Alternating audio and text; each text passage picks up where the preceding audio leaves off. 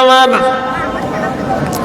হযরত ওমরে ফারুকের শাসন চলছে তামাম দুনিয়ায়। তস্তর নগরী যখন বিজয় করলো মুসা আশআরী রাদিয়াল্লাহু তাআলা আনহুর নেতৃত্বে সাহাবার এই জামাত একটি লাশ পেয়ে গেল। এই লাশের কাছে একটি কিতাব ছিল, তাওরীত কিতাব। সুবহানাল্লাহ বললেন না? এই কিতাবের মধ্যে এখানেই তার পরিচয়টা নিশ্চিত করা ছিল। ওই লাশটা ছিল নবী দানিয়েল আলাইহিস সালামের লাশ। এই লাশটি শনাক্ত করার পরে এখানে কিছু স্বর্ণ মুদ্রা পাওয়া গেল, কিছু চর্বি পাওয়া গেল, আর একটা আংটি পাওয়া গেল। এই আংটির মধ্যে দুটি সিংহের ছবি ছিল, মাঝখানে ছোট্ট একটি বাচ্চা। সুবহানাল্লাহ। আংটির মধ্যে এইটা স্মৃতি হিসাবে তারা অঙ্কিত করে রেখেছিল, কারণ ওই যে জাদুকররা, গণক ঠাকুররা, আজকেই পড়লাম ঘটনাটা আবার।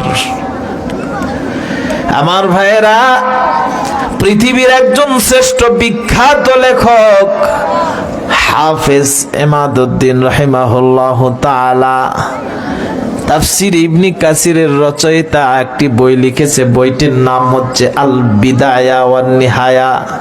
পৃথিবীর শুরু থেকে শেষ পর্যন্ত ইতিহাস গ্রন্থ, একটা বড় ইতিহাস গ্রন্থ, 14 খণ্ডের অনেক বড় বইটা, অনেক বড় কিতাব। এই কিতাবের মধ্যে দ্বিতীয় খণ্ডের ভেতরে এই ঘটনাটি এনেছে। মুসা আশআরী রাদিয়াল্লাহু তাআলা আনহু চিঠি লিখলেন হযরতে ওমরে ফারুক বরাবর, ও গো আমিরুল মুমিনিন, আমরা দানিয়েল আলাইহিস সালামের লাশ পেয়েছি। তার সঙ্গে ওখানে আরেকটি ঘটনা এনেছেন। দানিয়েল পয়গম্বরের লাশ তখনও জীবিত ছিল, গলার রগ্ন ছিল। সুবহানাল্লাহ। মুসা আশআরী রাদিয়াল্লাহু তাআলা আনহু বলেন, আমি নবীর কপালের মধ্যে চুম্বন করেছি, যেহেতু তিনি একজন বনি ইসরাইলের নবী। সুবহানাল্লাহ। আর চিঠি লিখলেন আমিরুল মুমিনিনের কাছে, ওকে আমিরুল মুমিনিন, আমরা যে লাশটি পেয়েছি তার কাছে প্রায় 10,000-এর অধিক স্বর্ণ মুদ্রা পাওয়া গিয়েছে। এটি সংরক্ষিত আছে, কেউ নেয় না। অভাব পড়লে এলাকার মানুষ নিয়ে আসে, কিছুদিন পর আবার ফেরত দেয়। যদি ফেরত না দেয় তাহলে অসুস্থ হয়, কেউ কেউ আবার রোগাক্রান্ত হয়ে মারাও যায়। এজন্য যখন টাকা নেয় প্রয়োজন শেষ করে আবার ফেরত দেয়। কিন্তু আমার দেশের ব্যাংকগুলিন যারা লুট করলো, ওই সিস্টেম যদি চালু থাকতো তাহলে জালিম গুলিন বাংলাদেশের টাকা লন্ডন পাঠাতে পারতো না। কথা বলেন ঠিক কিনা? এই চোরগুলি যদি ওই সিস্টেম চালু থাকতো এই জামানায়, যে টাকা নিলে ফেরত না দিলে মরতে হবে, তাহলে ও টাকাগুলি চুরি করতো না। ভাইরা আমার, খুব খেয়াল করে শুনুন। চিঠি লিখলেন আমিরুল মুমিনিনের কাছে, এই রকম টাকা পাওয়া গিয়েছে, একটা আংটি পাওয়া গিয়েছে, দামি কিছু চর্বি পাওয়া গিয়েছে, মানুষের রোগ নিরাময় হয় তা দিয়ে। সুবহানাল্লাহ। নবীর বরকতই আলাদা, এক একজন পয়গম্বর মানে কি। সুবহানাল্লাহ। ভাইরা আমার,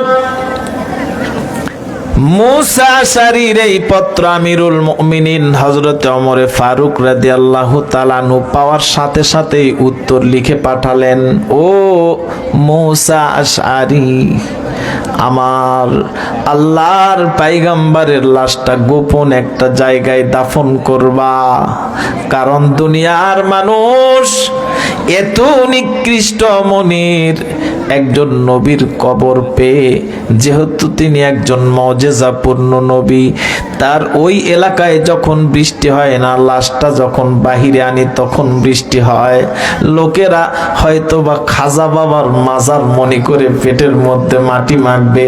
অতএব ওই এলাকার মানুষকে শিরক থেকে বাঁচানোর জন্য তার লাশটা এমন জায়গায় কবর দিবা, দুনিয়ার মানুষ যেন টের না পায় এই কবরের মধ্যে দানিয়েলের লাশ। সুবহানাল্লাহ। কি লিখলেন, কে লিখলেন, বুঝে যদি থাকেন দেখি আপনাদের মনোযোগ। ওমর ফারুক রাদিয়াল্লাহু তাআলা লিখে দিলেন কার কাছে? মুসা আশআরী রাদিয়াল্লাহু তাআলা আনহুর কাছে। আর যেই স্বর্ণ মুদ্রা পেয়েছ তা অভাবী মানুষের মধ্যে বিতরণ করো, অভাবী মুসলমানদের মধ্যে বিতরণ করো।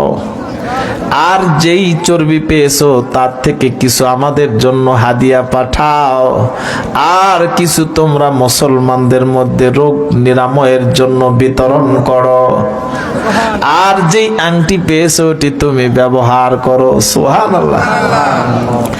ভাইরা আমার, যে কথা বলতেছিলাম আর সাথে সাথে আরেকটি কথা লিখে দিলেন।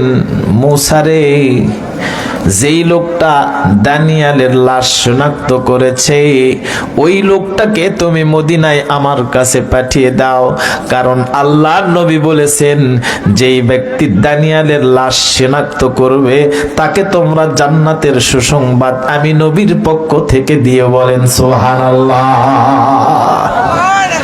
ভাইরা আমার, যে কথা বলতেছিলাম, এই নবীর উম্মতের মাটি দাফন কাফন চায় বনি ইসরাইলের নবী। এত দমি নবীর উম্মত হওয়ার পরেও আজকে বলুন তো এই মাহফিলের অবস্থা কেমন হওয়ার কথা ছিল? না বন্ধু, এমন তো হওয়ার কথা ছিল না। একটি রাত তুমি কোরআনের জন্য ব্যয় করতে পারবা না। কসম আল্লাহর, সামনে এমন একটি ভয়াবহ দিন আসবে, হাজার হাজার দিন, হাজার হাজার লক্ষ লক্ষ রাত তোমার জীবনের উপর দিয়ে যাবে। দুনিয়ার একটা মানুষ তোমাকে ডেকে, তোমাকে নাম ধরে, তোমাকে উচ্চারণ করে তোমার কোনো কথা আলোচনাও করবে না, বলবেও না এই জায়গায় আমার গ্রামের অমুক আছে। কথা বলেন ঠিক কিনা? তো এই কঠিন একটা সময় আসতেছে। আজকে আল্লাহ রেখেছেন এখনো হায়াতে যারা আছেন দূর দূরান্তে, আমার ভাইরা একটু কাছে আসবেন।